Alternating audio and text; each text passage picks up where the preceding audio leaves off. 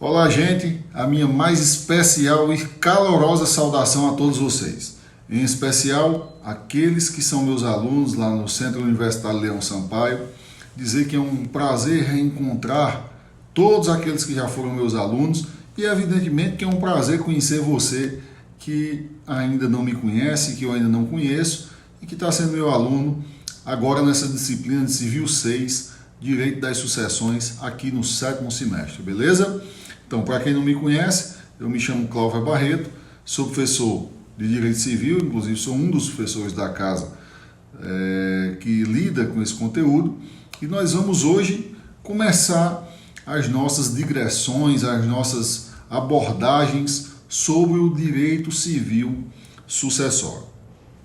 Quero dizer a vocês que é um conteúdo absolutamente apaixonante e tem as suas divisões em fases ou em grupos temáticos, cujo a gente dividiu da seguinte forma, como vocês já podem ver lá no plano de ensino, na trilha de aprendizagem, etc, etc. Mas eu reputo que existe 3 grandes divisões dentro do nosso conteúdo, dentro da matéria que é tema dos nossos encontros, e feito da seguinte forma. O primeiro deles diz respeito às noções introdutórias, melhor dizendo, tem 4 conteúdos, vou dividir em 4. O primeiro dele, as regras gerais sucessórias, ou seja, a chamada teoria geral das sucessões, que são regras gerais que vão se aplicar a todo o conteúdo sucessório. A segunda parte diz respeito à sucessão legítima, ou também conhecido como sucessão hereditária. Dessa forma, vai ser objeto do nosso segundo tema, ou conjunto temático, a sucessão legítima.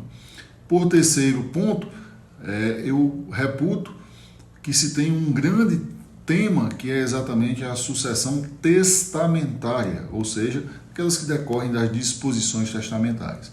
E o quarto e último ponto, diz respeito exatamente ao viés do aspecto processual, da instrumentalização desses direitos que a gente já vai ter aprendido. E aí eu me refiro exatamente à questão do inventário nas suas diversas modalidades e também da partilha judicial, extrajudicial, que a gente vai ver tudo sobre daqui a pouquinho durante o nosso curso, beleza? Espero que vocês estejam todos bem, na esperança de reencontrá-los presencialmente em breve, mas o que temos para agora é, de fato, esse modelo, esta lida remota, e eu fico à disposição de vocês para que a gente consiga construir um semestre bastante proveitoso, bastante produtivo, para que a gente tenha aí um gosto, um sabor, um prazer em estudar direito civil e aprender essa matéria que é importantíssima, que é o último título do direito civil que vocês vão estudar, que é o direito sucessório, beleza? Então vamos lá começar, vamos falar um pouquinho sobre alguns aspectos relevantes introdutórios deste conteúdo. Não é demais lembrar que o nosso tema está intimamente ligado com a questão da morte, isso mesmo. A gente fala de direito sucessório e no direito civil existem várias modalidades de sucessão. Sucessão onerosa, sucessão inter vivos, sucessão por subrogação. Mas o que nos interessa para o nosso curso é exatamente a finitude da personalidade jurídica das pessoas naturais, ou seja, quais relações, quais regras se aplicam para depois do falecimento de uma pessoa natural. Isso é o que nós vamos estudar. Isso é exatamente o que nós vamos perquirir durante o nosso curso, com o viés de saber quais regras e quais institutos se aplicam às transmissões patrimoniais e não patrimoniais daquele falecido. Assim sendo, fica claro, fica evidente que a sucessão que nos interessa, que nos importa neste momento, é exatamente a chamada sucessão causa mortis, ou em decorrência da morte. Assim sendo, nós vamos ver que a sucessão causa mortes ou em decorrência da morte, ela tem tudo a ver. Ela tem todo um cabedal de informações que vai nos projetar, que vai nos dizer o que deve ser feito previamente à morte e também o que acontece após a morte. Quando eu me refiro ao que deve ser feito previamente à morte, evidentemente que a gente tem regras de preservação patrimonial, regras de reconhecimento de herdeiro ou mesmo exclusão, e também nós temos regras alusivas à destinação privada do seu patrimônio. Então, ciente de que a morte, portanto, ela finda a possibilidade da pessoa natural ser sujeito ativo de relações jurídicas intervivos, mas não cessa as suas correlações obrigacionais, ou seja, aquelas obrigações, aqueles débitos ou aqueles créditos que esse falecido tinha, ele vai poder, evidentemente, ser objeto de deliberação, de relações jurídicas. Assim sendo, vocês vão ver que a gente precisa saber em que patamares estas relações consanguíneas ou testamentárias elas têm vinculação ao patrimônio ou declarações extrapatrimoniais desse falecido. E é isso que a gente vai ver. Primeiro, galera, a gente tem que estar atento aos aspectos do que seria então a morte, do que seria a morte. E aí nós vamos evidentemente falar sobre a questão conceitual, sobre a questão, como é que eu posso falar? A questão que trata da demonstração inequívoca do que seria a morte. E aí vocês vão ver que o falecimento, pessoal, é exatamente a comprovação da ausência de atividade neurocardiológica de uma determinada pessoa. Isso é feito por um profissional de saúde e gera um documento que é o atestado de óbito. Ou seja, aí nós temos a formalização, ou seja, o meio pelo qual se diz que fulano ou ciclano efetivamente está morto. E aí nós temos a comprovação, a chamada morte material ou morte de direito. Ou morte real, meu filho, morte real. Né? Morte real, esqueceu, foi. Essa documentação. Mas pensem comigo, nem sempre é fácil se ter esta comprovação. Não são todos os casos que permitem a comprovação de uma morte de uma pessoa. Por exemplo, o famoso caso de Ulisses Guimarães, político constituinte, que faleceu por uma queda de helicóptero no mar e seu corpo nunca foi encontrado. Ora, eu não tive como verificar tecnicamente, não se teve, na verdade, como verificar tecnicamente que havia naquele corpo identificado de Ulisses Guimarães uma inexistência de atividade neurocardiológica. Como é que vai se atestar essa morte? Como é que vai se comprovar essa morte? E aí nós vamos falar exatamente dessas hipóteses alternativas da comprovação da morte, ok? Pois bem, como eu falava, além da questão da morte real, que é a morte pela ausência de atividade neurocardiológica ou encefálico-cardiológica atestada, comprovada por profissional, existem duas outras oportunidades ou opções em que também se tem a declaração da morte. E aí nós fazemos a menção à dicção legal do artigo 6º e do artigo 7º do nosso Código Civil. O artigo 6º, por sua vez, trata exatamente da questão do falecimento, do término, da extinção da personalidade da pessoa natural através da ausência. Eu vou abrir aqui o artigo 6º para a gente ler junto. Vejam vocês o que diz o artigo 6º. A existência da pessoa natural termina com a morte. Presume-se esta quanto aos ausentes nos casos em que a lei autoriza a abertura da sucessão. Pois bem, Pela ausência, galera, vocês precisam perceber que a ausência ela é uma circunstância excepcional em que o paradeiro, a ausência de informações, o desconhecimento alusivo a determinada pessoa, torna que, por declaração judicial, se possa praticar atos quanto ao patrimônio, quanto à substituição, à sucessão deste falecido, deste presumidamente falecido por conta da ausência. E aí há de se diferenciar um pouco a ausência da chamada morte presumida. A morte presumida, por sua vez, está lá no artigo 7º do Código Civil, que diz: pode ser declarada a morte presumida. Opa, a ausência é uma coisa, morte presumida é outra. Sem decretação de ausência, ou seja, a morte presumida, ela autoriza um processo mais simplificado para a declaração da morte presumida. Pequeno problema técnico, desculpe, a aula volta em seguida, viu? Tive um pequeno probleminha aqui, galera, que houve uma ligação aqui e interrompeu a gravação. Mas dando continuidade, vocês vão ver exatamente o que? Vocês vão ver que dentro dessa normatização do artigo 7º, ele traz uma opção de dizer, olha, não se tem o corpo da vítima, não se tem como se aferir verdadeiramente a ausência de atividade encefálica. Mas as atividades, mas as circunstâncias, melhor dizendo, são gravosas e são de risco e que tornam provável a morte. Veja o que ele diz. Pode ser declarada a morte presumida sem decretação de ausência, se for extremamente provável a morte de quem esteja em perigo de vida.